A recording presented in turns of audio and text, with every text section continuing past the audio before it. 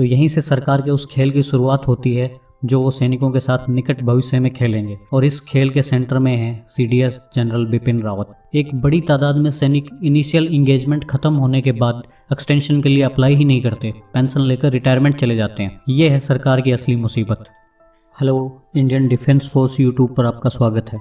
आज की वीडियो में हम बात करेंगे कि क्यों सरकार ने सैनिकों की रिटायरमेंट एज को बढ़ा दिया है, क्या कारण है इसका। साथ ही आपको मैं बताऊंगा कि क्यों सैनिक भारी संख्या में फौज को छोड़कर रिटायरमेंट जा रहे हैं। हालांकि कोरोना के बाद बेरोजगारी अपने चरम पर है, फिर भी क्या कारण है कि जवान फौज में रुकना नहीं चाहते। सबसे पहले बात कर लेते हैं बढ़ी हुई रिटायरमेंट एज फौज में कौन सी रैंक के लिए क्या है। हालांकि अभी ये प्रपोजल ही है। कर्नल और उससे नीचे की रैंक के अधिकारियों के लिए रिटायरमेंट एज 57 साल होगी। इसमें PBOR यानी पर्सनल बिलो ऑफिसर रैंक यानी जवान भी शामिल है। तीनों सेनाओं में कर्नल के समकक्ष अधिकारी यानी एयरफोर्स में ग्रुप कैप्टन, नेवी में कैप्टन और उससे नीचे की रैंक के अधिकारियों के लिए रिटायरमेंट एज 57 साल होगी।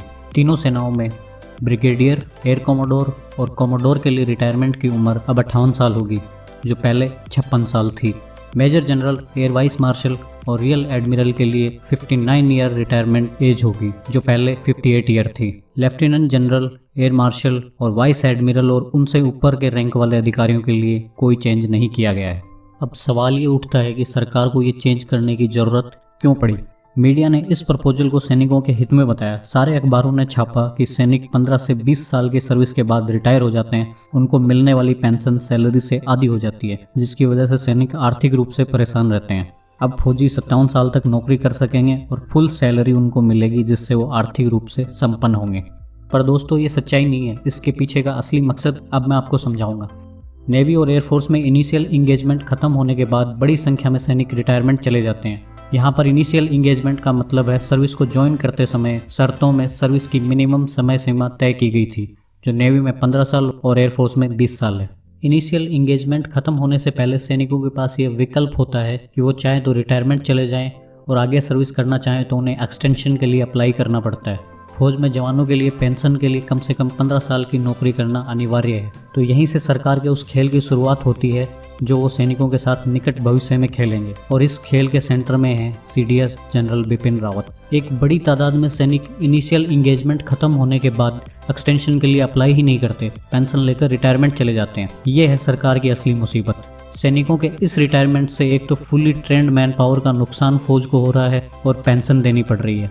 मैन पावर के इस नुकसान को भरने के लिए फौज को 7 से 8 साल का समय लगता है। रिटायरमेंट गए सैनिक की जगह नए सैनिक भर्ती किए जाते हैं, जिनकी ट्रेनिंग होती है और फुली ट्रेंड होने में 7 से 8 साल का समय उनको लगता है। इसी नुकसान की भरपाई करने के लिए तरह तरह के उपाय किए जा रहे हैं, जिनमें से एक है रिटायरमेंट की एज बढ़ाना और सैनिकों की पेंशन कम करना।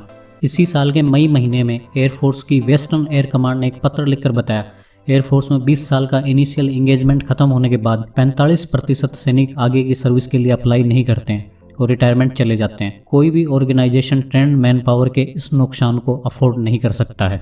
एयरफोर्स ने अपने सैनिकों पर एक आंतरिक सर्वे किया। इस सर्वे में सर्विस छोड़ने के कुछ कारणों का पता चला। सर्वे में 32% लोगों ने lack of suitable working environment को सबसे बड़ा कारण माना, यानी 32% लोगों के हिसाब से एयरफोर्स में काम करने का उचित वातावरण नहीं है।